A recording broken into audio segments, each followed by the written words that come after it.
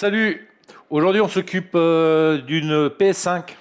C'est même deux PS5. Les deux PS5, l'autre carte mère, elle est là. Ces deux PS5 qui m'ont été envoyés, qui sont tombés en panne suite à un orage. Les deux sont tombés en panne en même temps. Donc le problème initial, les deux consoles étaient branchées en RJ45. Je pense que vous avez compris ce que je veux dire par là. D'où vient le problème? Le court-circuit, il s'est propagé par le RJ45. Le port réseau de la box, pour ne pas citer la marque, ça a grillé et il y a une tension qui est passée dans le câble RJ45 et qui est arrivée sur les PS5. Et il n'y a que les PS5 qui ont grillé, pour information. Alors le client, quand j'ai fait le diagnostic, je l'ai averti à mon avis, c'est pas possible, il doit y avoir quelque chose qui a dû brûler sur sa box. Hein. D'après lui, au début, il voyait rien de spécial. Sauf que après contrôle visuel correct, il s'est avéré qu'il avait un port RJ45 sur la box qui avait complètement brûlé. Donc, le problème sur cette carte mère, alors il y en a une, c'est même pire que l'autre. Celle-là, parce que c'est pas les deux mêmes versions. Ça, c'est une version plus récente, celle avec le gros pad thermique là, qui va sur une partie des RAM mémoire. Et ça, c'est la première version. Alors, la première version, c'est le même problème, mais en plus, le bloc d'alimentation, il a cramé aussi. Donc, je me suis aperçu tout bêtement, on commence par la première chose. Moi, quand on me dit que deux PS5, suite à un orage, il faut être logique, hein, tout simplement. Deux PS5 tombent en panne en même temps, suite à un orage.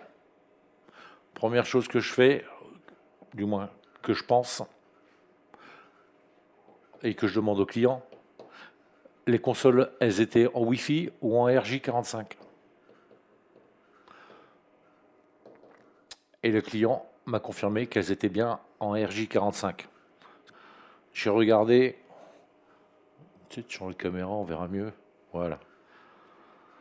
Là, à ce niveau-là, les filtres, là, à l'intérieur, il y a plusieurs filtres, c'est des bobines autour d'une couronne ferro-dos. Là, il y avait 4 pins qui sonnaient en court-circuit. À partir de là, et ça va directement au Southbridge. Le CXD 961 pour cette PS5. Et la première version, c'est pareil, c'est la même référence. Donc lui, grillé, normal. Si ça sonne en court-circuit à ce niveau-là, c'est pas la peine de démonter quoi que ce soit. Là, c'est la fin. Il faut enlever ça d'abord, le Southbridge, et voir si c'est toujours en court-circuit. Mais en général, quand vous l'enlevez, il n'y a plus de court-circuit. Et les valeurs, les bonnes valeurs, c'est 0. Moi, j'ai 0,44 sur les pins. Ohm. Donc, celui-là, mort. Je l'ai remplacé. Toujours un problème.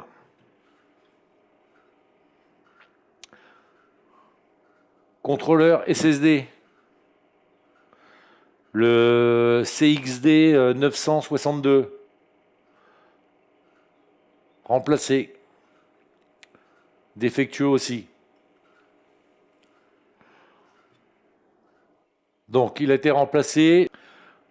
Donc je l'ai branché, j'ai branché mon 12 volts alimentation stabilisée pour commencer les premiers contrôles, on va dire d'activation pour mettre la carte mère en stand-by avant d'appuyer sur le bouton power pour le démarrage complet.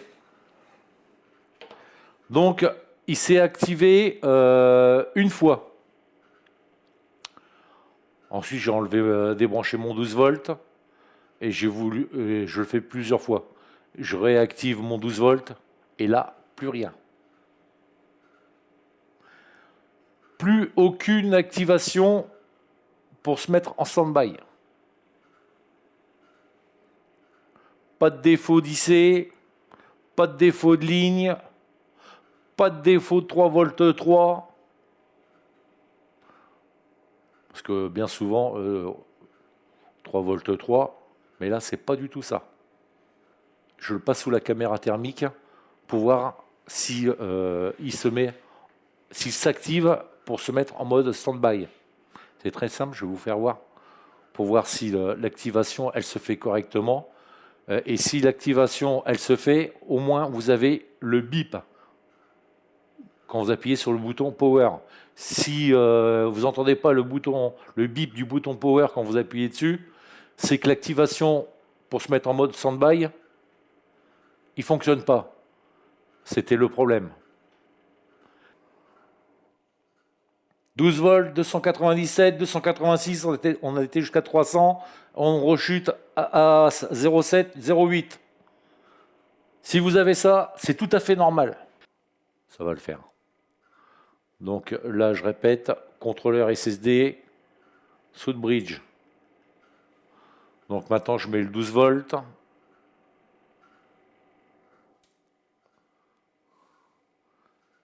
Et qu'est-ce qu'on voit? On voit les deux qui se sont éclairés, qui sont montés en température, qui se sont mis à fonctionner avant de s'arrêter. Ça, c'est parfait. Il faut avoir ça dès le début pour ensuite voir la suite, s'il y a un autre problème. Mais ça, c'est obligatoire, c'est le début de la séquence de démarrage sur la PS5. Et ça se recoupe et ça se met à 0,7. Donc ça dure, je sais pas, 3 secondes, 4 secondes environ. Et on retombe à 0,6, 0,7. Donc là, j'ai cherché. Et le problème venait de là. Est-ce qu'on le voit?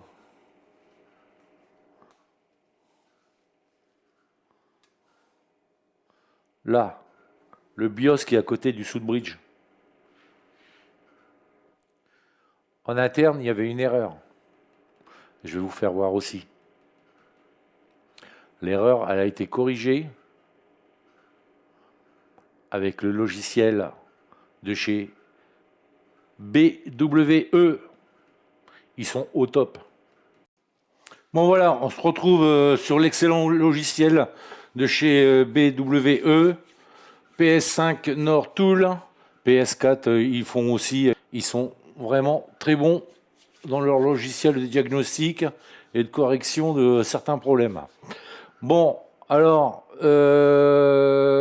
pour commencer, il faut faire un backup du programme interne du Southbridge, c'est-à-dire le programme qui a dans les proms qui est à côté du Southbridge.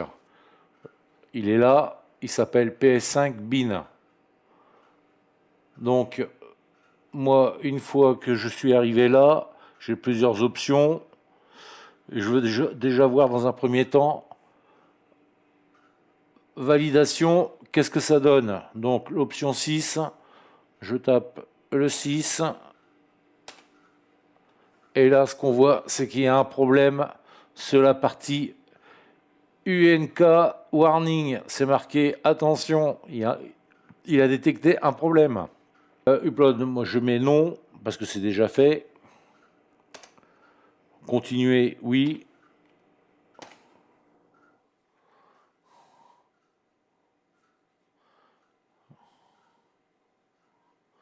Et donc là, ce qui m'intéresse, c'est l'option 2, régénération dump. Après, vous pouvez passer aussi de disque en version digitale si le lecteur Blu-ray fonctionne plus, ou un autre problème qui rendrait irréparable ou irrécupérable la fonction Blu-ray. Là, vous pouvez passer en version digitale, ce qui vous permettra de continuer à pouvoir faire les mises à jour firmware de la console. Sinon, vous aurez une erreur. Donc, moi, je prends la version 2, c'est ce qui m'intéresse. 2, entrée, et là, il vous prévient, 1, la version originale, régénération, méthode. Toujours choisir la première. La deuxième et la première, c'est la plus fiable, mais c'est pas dit que ça fonctionne à 100%, hein. Mais la deuxième, c'est vraiment dans les cas ultimes où la première n'y arriverait pas. Là, je l'ai déjà fait, mais je le refais pour vous montrer. Donc je tape 1. Voilà. Génération data. Il a appliqué. Et donc la version de mon BIOS, il s'appelle PS5 Regenerated 1 bin. Continuer. Oui, maintenant je dois me retrouver avec 2 fichiers. Normalement.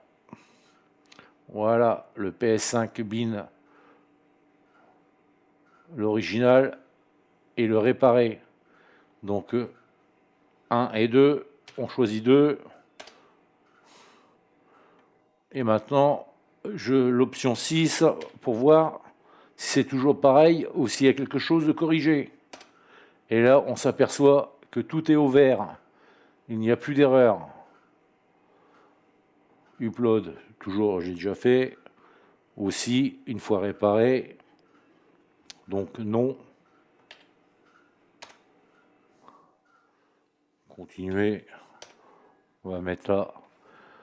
Et donc à partir de là, on copie le fichier PS5 régénéré dans les proms à la place du PS5 bin. On enlève la pile si c'est pas déjà fait, ou on remet la pile 3 volts parce que la pile elle alimente le Southbridge en permanence. Donc pour éviter des erreurs, vous l'enlevez, vous le remettez, ça fait un petit reset, on va dire. Comme ça, il va reprendre en compte les données de l'EFI. Et à partir de là, tout est reparti à la normale. Quand je mets mon 12 volts, première activation de l'étage avant de se mettre en stand-by, et plusieurs fois de suite, et tout fonctionne parfaitement.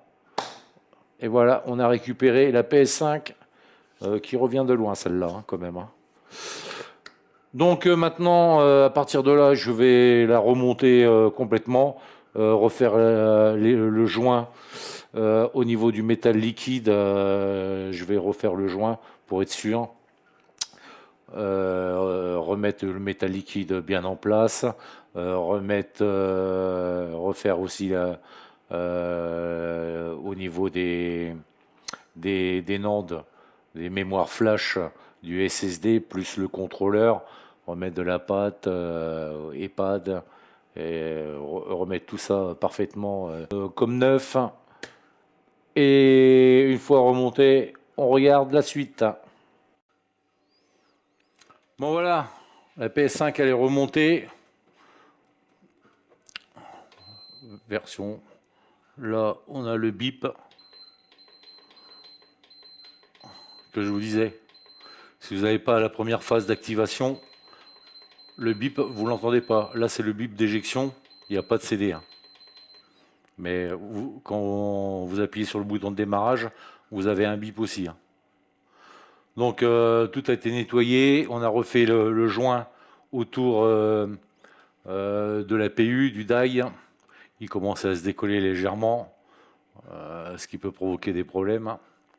Il y en a déjà eu.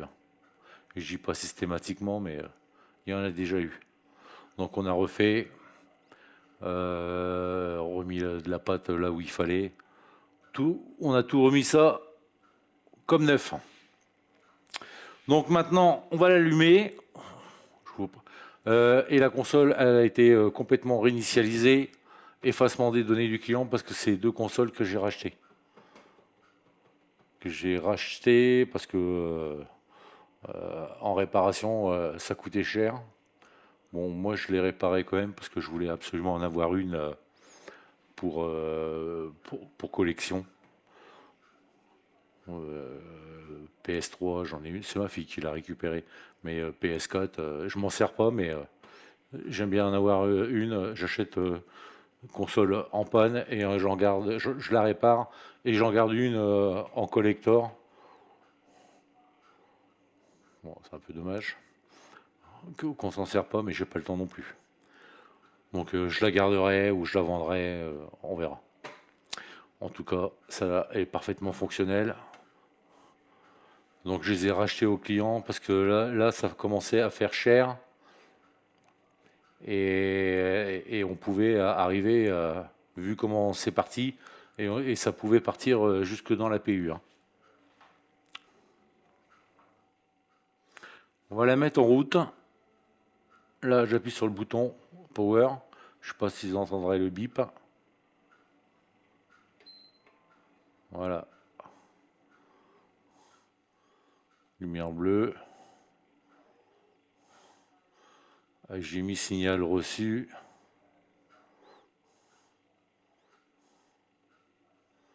Normalement,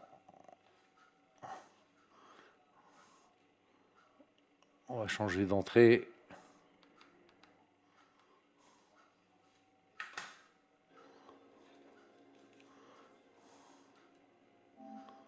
Voilà. Donc, après reprogrammation du BIOS du Southbridge, aucune erreur. Tout le matériel est parfaitement fonctionnel. Lecteur Blu-ray, les jeux sont parfaitement lus. Là, c'est un jeu de PS4 de test que j'ai mis sur le SSD.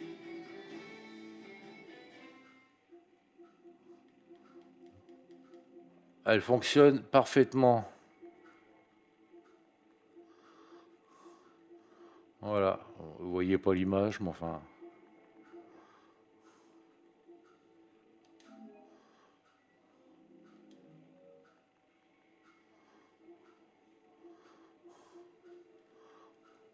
Voilà, pour cette console, c'est terminé.